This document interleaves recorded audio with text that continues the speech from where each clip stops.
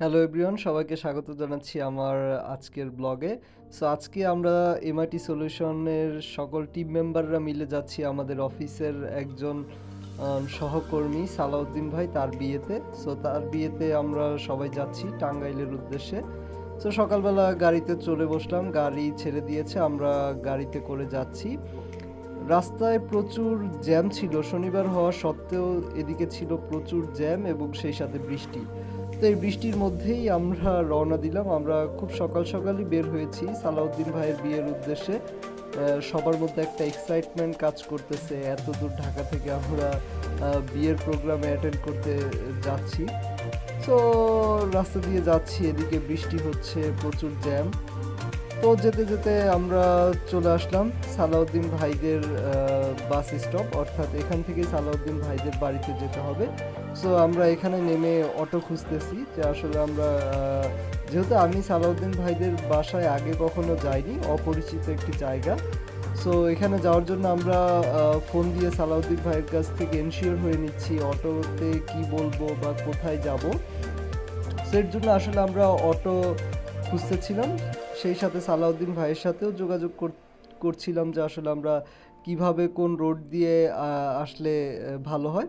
তো অবশেষে আমরা অটো পেয়ে গেলাম, অটোতে চড়ে আমরা সালাউদ্দিন ভাইয়ের বাড়ির উদ্দেশ্যে রওনা দিয়েছি। আমরা যাচ্ছি সালাউদ্দিন ভাইয়ের বাড়ির উদ্দেশ্যে। সো সবার মধ্যে একটা এক্সাইটমেন্ট কাজ করতেছে যে আসলে গ্রামের যে বিয়ে, গ্রামীণ বিয়ে, সেই বিয়ের অনুষ্ঠানে মূলত আসলে আমরা আজকে যাচ্ছি হচ্ছে সালাউদ্দিন ভাইয়ের বৌভাতে। শুক্রবার দিন আসলে ওনার বিয়ে হয়ে গেছে, সো আজকে আমরা যাচ্ছি হচ্ছে ওনার বৌভাতের প্রোগ্রামে। সো আমরা চলে আসলাম সালাউদ্দিন ভাইয়ের কথা মতো সেই লোকেশনে, কিন্তু আমরা একটা মিস্টেক করে ফেলেছি। মিস্টেক হচ্ছে সালাউদ্দিন ভাই যে লোকেশনটা দিয়েছিল, কিন্তু আসলে অটোওয়ালা আমাদের অন্য একটি লোকেশনে নিয়ে এসে পড়েছে, অর্থাৎ সালাউদ্দিন ভাইদের বাড়িতে না এনে সালাউদ্দিন ভাইয়ের যে শ্বশুর বাড়ি সেই এলাকাতে এনে অটো থেকে আমাদেরকে নামিয়ে দিয়েছে। সো আমরা সালাউদ্দিন ভাইয়ের সাথে আবার ফোন দিয়ে কথা বললাম। তো সালাউদ্দিন ভাই আমাদেরকে বললো যে ভাইয়া আপনারা ওয়েট করেন, আপনি মনে হয় আমাদের শ্বশুর বাড়ির এলাকায় চলে এসছেন।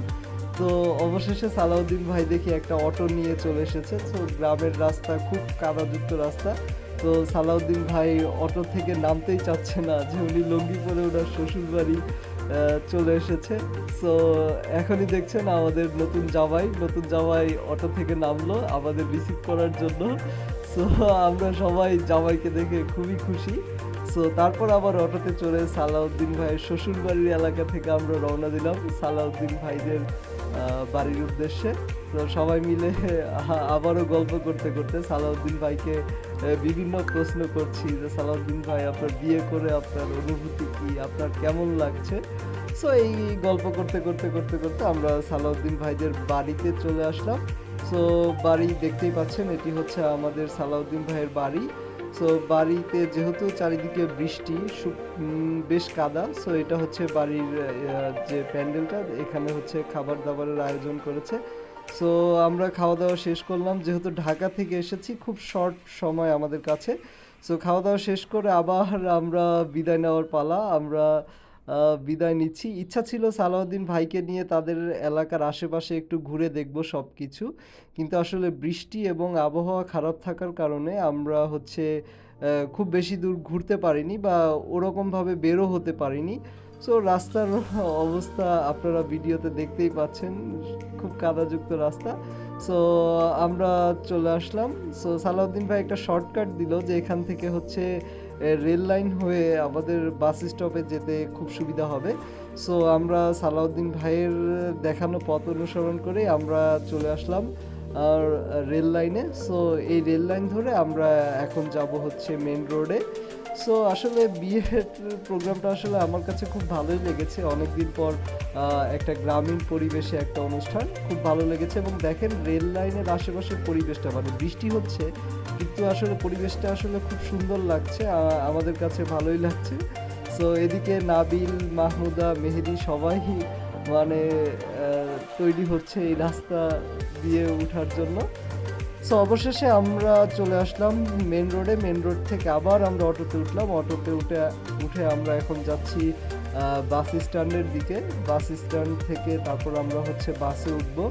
সো আজকের খুবই ভালো দিনটা কাটলো আসলে অফিসে ব্যস্ততার মধ্যে সময় যায় এরপরে আসলে সময় বের করে যে একটু ঘোরা বা কোনো প্রোগ্রামে যাওয়া এটা আসলে অন্যরকমই লাগে দিনটা আসলে ঘোরা সো বাস স্ট্যান্ডে আসার সাথে সাথেই শাকিরা মাহমুদা তারা বলছে তারা ফুচকা খাবে তো তাদের জন্য আমরা ফুচকা অর্ডার করে বসে আছি এদিকে ফুচকা রেডি হচ্ছে সেই সাথে আমরাও চিন্তা করলাম যে না ওরা যেহেতু ফুচকা খাচ্ছে আমরাও একটা ফুচকা খাই তো আমরাও এখানে ফুচকা খেলাম খাওয়ার পর এখন হচ্ছে ঢাকা আসার পালা না নাবিল খুব মজা করে খাচ্ছে আর কি তো এখন ঢাকা আসার পালা আমরা এখন ঢাকাতে ব্যাক করছি এদিকে অলমোস্ট সন্ধ্যা হয়ে গেছে সো বাসে চড়ে ঢাকার দিকে রওনা দিলাম খুবই ক্লান্ত হয়ে গেছি এখন বাসে একটা ঘুম দিব ঘুম দিয়ে তারপর চলে আসব সো অবশেষে